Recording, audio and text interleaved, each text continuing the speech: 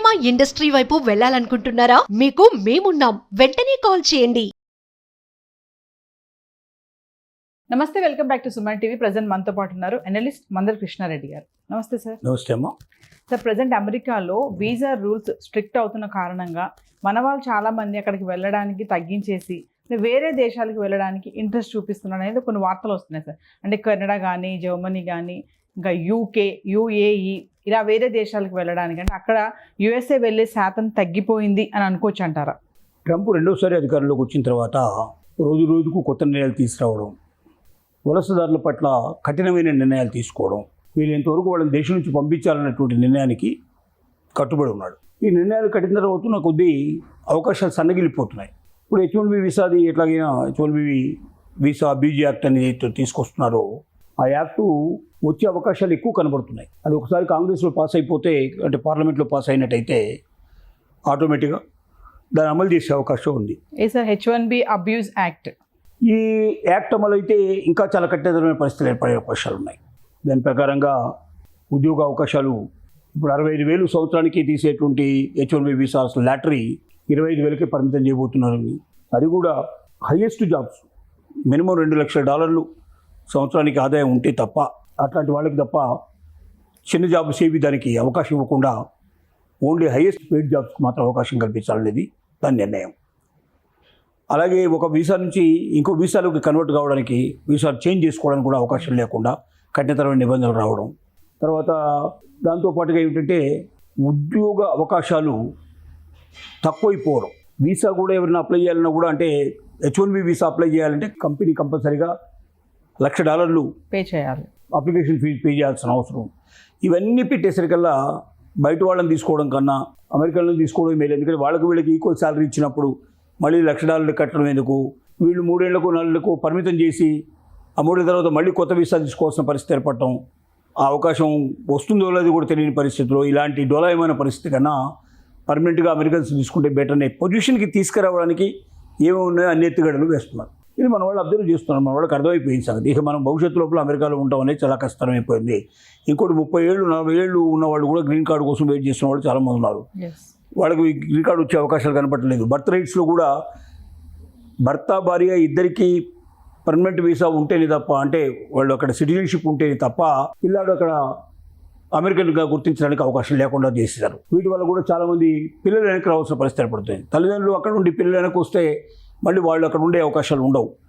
ఈ బాధలన్నీ ఎవడు పడతాడు? వెనక్కి వెళ్ళిపోవడం మంచిది అనే నిర్ణయంలో దాదాపుగా 40% పీపుల్ ఉన్నట్టుగా ఈ మధ్యన చేసిన ఒక సర్వే మనకు తెలియజేస్తోంది.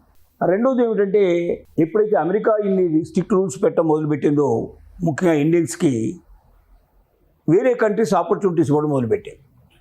ముఖ్యంగా Europe countries, Canada, Germany, UAE ఇలాంటివన్నీ కంట్రీసు రకరకాలైన స్కీమ్స్ పెట్టి ఇండియన్స్ని అట్రాక్ట్ చేయడానికి ప్రయత్నం చేస్తుంది. ఇండియన్ స్టూడెంట్స్ని, ఇండియన్ లోపల జాబ్ కావాల్సిన వాళ్ళకు కూడా జాబ్ అక్కడ ఇమీడియట్గా వచ్చి జాబ్ చూసుకునే పద్ధతిలో ఏమాత్రం వాళ్ళకి క్వాలిటీ ఉండే పర్సన్ ఉన్నా కూడా, కొంచెం ప్రతిభ ఉన్నవాడు ఎవడున్నా సరే వాడు మేము తీసుకుంటాం, మాకు అవకాశం ఉంది, మేము వితౌట్ ఎనీ ఈ రకమైన కండిషన్స్ ఏమి లేవు, వీసా కోసం ఇన్ని డబ్బు కూడా కట్టాల్సిన అవసరం లేదు, అమెరికా పాటు పడుతున్న పాటలు ఏవి మీరు మా దగ్గర పడాల్సిన అవసరం లేదు, మిమ్మల్ని మేము ఆహ్వానిస్తున్నాం, వాళ్ళు ఏమి పొమ్మంటున్నారు ఆ దేశం నుంచి, మేము మిమ్మల్ని రమ్మంటున్నాం అని రిసీవ్ చేసుకోవడానికి సిద్ధపడి ముందుకు వస్తున్నారు. ఒక్క ఉద్యోగాలే కాదు, స్టూడెంట్స్ కూడా స్టూడెంట్ వీసా ఎప్పుడైతే తీసుకున్నారో, ఇప్పుడు స్టూడెంట్కి ఓపీటీ ఉండేది ఇంతకుముందు, ఇప్పుడు ఓపీటీ క్యాన్సిల్ డిసైడ్ చేశారు. ఇప్పుడు కొత్తగా ఓపీటీ క్యాన్సిల్ అయిందంటే వాడికి స్టడీ అయిపోయిన తర్వాత మధ్యలో ఒక 2-3 ఏళ్ళు టైం దొరికేది.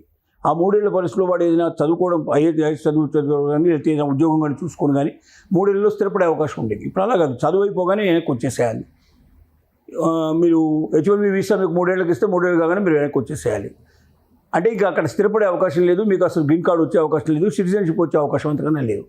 ఎన్నేళ్ళైనా తప్ప చేసినా మీకు ఇంకా సిటిజన్షిప్ రాదు అనే విషయం వెళ్ళే వాళ్ళకి, వెళ్ళాలనుకున్న వాళ్ళందరికీ అర్థమైంది. కాబట్టి తగ్గిపోతుంది. ఈ సంవత్సరం స్టూడెంట్స్ తగ్గిపోతారు పూర్తిగా, అలాగే H-1B వీసాలు కూడా తగ్గిపోతాయి. అట్లాగే మిగతా వాళ్ళు కూడా అక్కడున్న వాళ్ళల్లో కూడా 40% వెనక్కి వచ్చేందుకు సిద్ధపడుతున్నారు. ఈ పరిస్థితులు ఏర్పడితే అమెరికా మెల్లగా ఖాళీ అవ్వడం అనేది తప్పనిసరిగా జరుగుతుంది.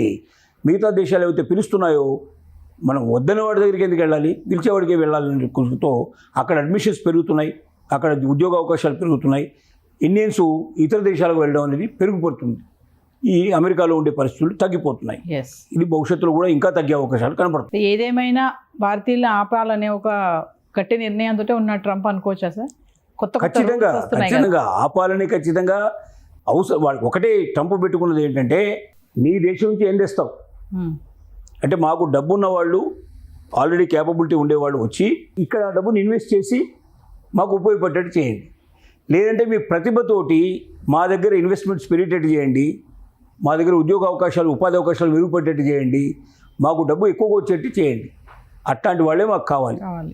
మాకు మామూలు వాళ్ళు వద్దు. ఈ దేశానికి వచ్చి ఈ దేశంలో సంపాదించి మీ దేశానికి పంపించుకోవడానికి సిద్ధపడేటువంటి వాళ్ళు మాకు అక్కర్లేదు అనేది ఖచ్చితమైన నిర్ణయం తీసుకున్నారు. అందుకే ఈ సోషల్ మీడియా ద్వారా వాళ్ళని కెలికి వెతికి వాడికి ఏంటి అసలు క్యాపబిలిటీ ఉందా లేదా తెలుసుకోవడం, వాడు ఏదో నేరం చేశాడా, లేకపోతే ఎవరికైనా నేరస్తుని వాడు సమర్థించాడా, అమెరికాకు వ్యతిరేకమైన దేశాలను సమర్థించాడా, ఇదంతా కాదు వాళ్ళకి కావాల్సింది. ఆ పేరుతోటి మేము అన్నీ చూస్తాము అవి వెతుకుతామని చెప్పి ఇవి వెతుకుతున్నారు. సోషల్ మీడియా ద్వారా వాడి స్ట్రెంత్ ఏమిటి, వాడి వీక్నెస్ ఏమిటి, వాడు అమెరికా లోపల ఎక్కడి నుంచి డబ్బు తీసుకొచ్చి ఇక్కడ ఖర్చు పెట్టగలిగే పరిస్థితిలో ఉన్నాడా, లేకపోతే ఇక్కడ డబ్బు క్రియేట్ చేసి మనకి ఇచ్చే పొజిషన్లో ఉన్నాడా. ఈ రెండు ఉన్న వాళ్ళని మాత్రం ఆహ్వానిద్దాం, మిగతా వాళ్ళని వదిలించుకుందాం అనే నిర్ణయంలోనే సోషల్ మీడియా అనేది ఒకదాన్ని తీసుకొచ్చాడు. ఇవన్నీ పబ్లిక్ అర్థమైపోతున్నాయి కాబట్టి భారతీయులు మెల్లమెల్లగా జరుపుకునే ప్రయత్నం చేస్తూ ఉన్నారు అక్కడి నుంచి. Thank you sir.